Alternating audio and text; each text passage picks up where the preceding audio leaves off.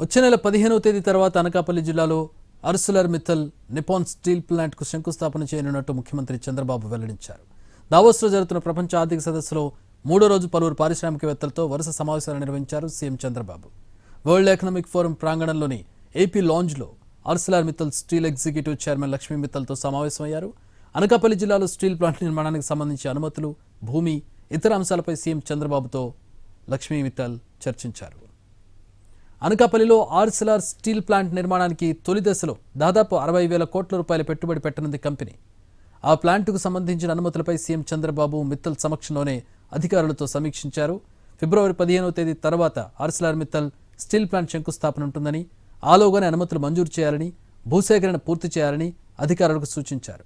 ప్రభుత్వం నుంచి అనుమతులు, సహకారంలో ఎక్కడ జాప్యం ఉండకూడదని, అవసరమైతే ఢిల్లీ వెళ్లి కేంద్రం నుంచి త్వరితగతిన అన్ని అనుమతులు సాధించాలని స్పష్టం చేశారు. ఈ బాధ్యతలను మంత్రులు లోకేష్, టీజీ భరత్ తీసుకోవాలని సీఎం ఆదేశించారు.